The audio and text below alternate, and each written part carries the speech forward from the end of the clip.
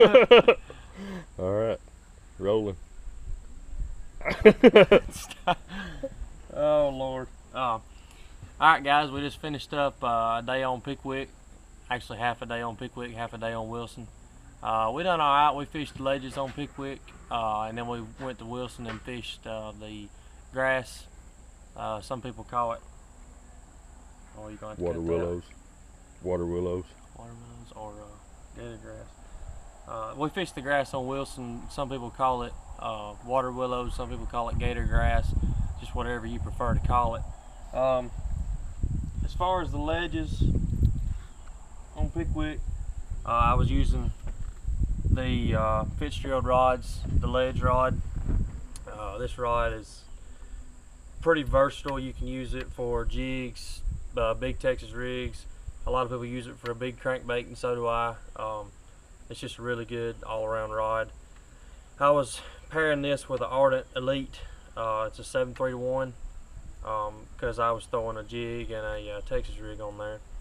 This jig right here is a Tightline Jigs half-ounce Pickwick Special, and it's got a Gambler Baits twin tail grub on the back of it. That's a really good combination in the summertime on the ledges. The Texas rig I was throwing was a half-ounce Woo tungsten weight. These are the best tungsten weights that I have ever used. As you can see, there's no paint chipped on this weight, and I've been using it for probably 2 to 3 weeks, fishing it through shell beds, rocks, you name it. I've dragged it through it, and there's no paint chipping.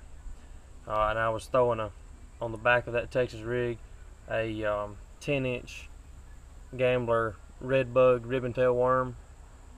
You can't beat this in the summertime on the TVA.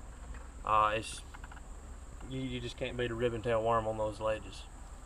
I threw a RL3 crankbait a little bit today. Unfortunately, we did not get any fish on video on the crankbaits, but there's one of their crankbaits. These baits right here are relatively new. You could compare this one to a 8XD, a Strike King 8XD. This is their Pro Series Deep Diver. The rod I was throwing it on is the 7.6 medium heavy cranking Versa rod by Fitzgerald. This is probably the best cranking rod that I've ever used, especially for a big plug, besides the ledge rod. And I had this paired today. Usually I have it paired with a Ardent Elite 5-3-1, but today I had it paired with an Ardent Pro 7-3-1. So I was getting down there a little faster today. Maybe that was the difference. Maybe that's why I didn't catch any on it today. I don't know. When we went to the grass, we did fish a little bit of grass on Pickwick, and we caught some on this bait right here. This is a Mean Mouth 3/8 Gold Blade buzz bait. I don't think there's any special name for it. The back of that is a Gambler buzzing frog. The rod I was throwing it on is the Frog rod by Fitzgerald Rods. It's a Brian Thrift series. It's a 7.2 medium heavy. This rod is very, very versatile. You can throw frogs on it, you can throw topwater on it, you can throw buzz baits on it. Whatever you prefer to throw on a medium heavy, pretty much, is what you can throw on this rod.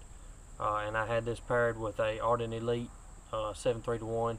I was throwing it with 50-pound Fitzgerald braid. That combination, you can't beat it.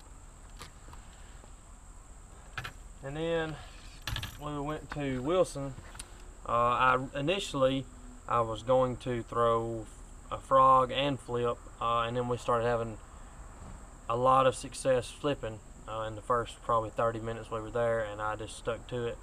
This is a Woo 1 ounce weight, the Gambler Why Not in a Florida 5.0 color. It's got a Trokar 5/0 hook. And this rod right here is the Fitzgerald Rods Hydrilla grass flipping stick.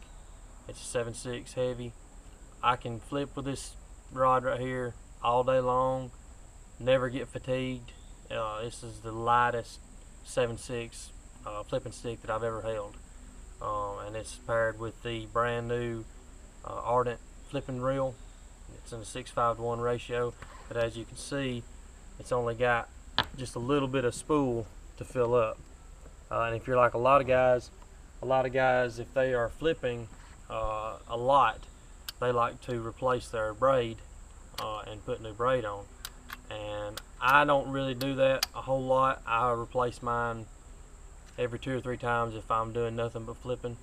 But if it comes tournament time, I will change it, and that right there, it helps you save a lot of money. You're only putting probably, you don't have to put as much as I put on there. You can put probably 50 to 75 feet on there and it fills it up. I'm not real sure exactly how much you can put on there, but it doesn't take a whole lot. Saves you a lot of money in the long run. All in all, we had a pretty good day. It was slow at times, but for a hot day in end of July on the TVA, you couldn't ask for much better. We didn't catch any fish in the 5+ range like we wanted to. Maybe we'll get them next time. So tune in next time, and maybe we'll show y'all some big fish.